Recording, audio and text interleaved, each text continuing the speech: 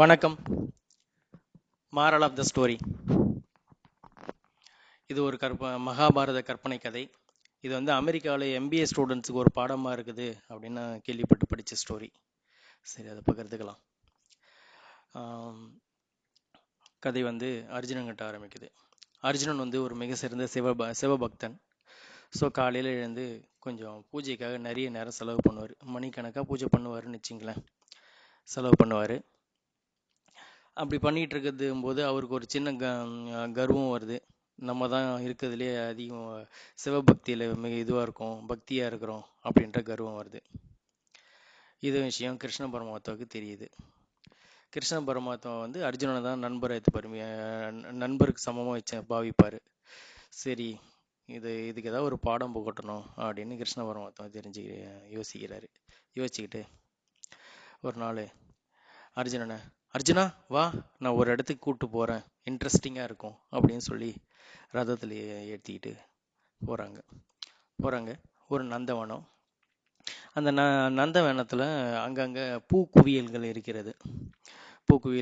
ஒரு சில இடத்துல பூ அப்படியே கொட்டுது, அதாவது வானத்துலேருந்து கொட்டுது.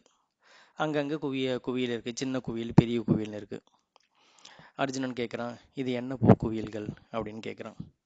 இதுவாப்பா, பூலோகத்தில் சிவனுக்கு பூஜை பண்ணுறாங்கல்ல, அந்த அந்த உண்மையாக பூஜை பண்ணுற அந்த பூஜை மலர்கள் இங்கே சேகரமாகுது அப்படின்னு சொல்கிறாரு.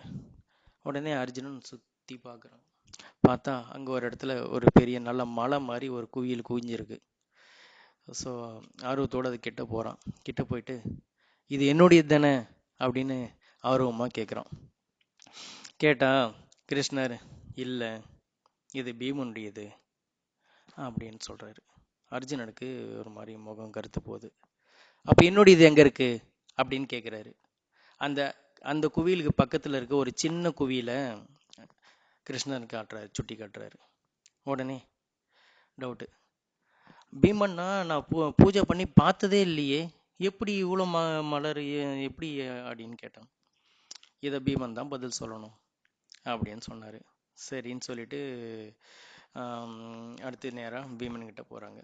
போயிட்டு இது மாதிரி நடந்த விஷயத்த சொல்கிறாங்க. சொல்லிவிட்டு அர்ஜுனன் கேட்குறான், அண்ணா நீங்கள் பூஜை பண்ணி நான் பார்த்ததே இல்லையேன்னு. பீமனோ, ஆமாம்ப்பா, நான் பூஜைலாம் பண்ண முடியாது, எனக்கு அந்தளவுக்கு பொறுமெல்லாம் கிடையாது.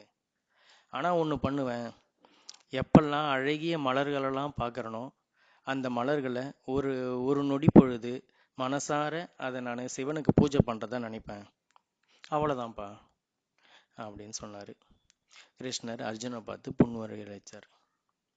மாரல் ஆஃப் த ஸ்டோரி: பக்தி மானசீகமாக இருக்கணும். மனசார பண்ணுற பக்தி இறைவனை போய் அடையும்.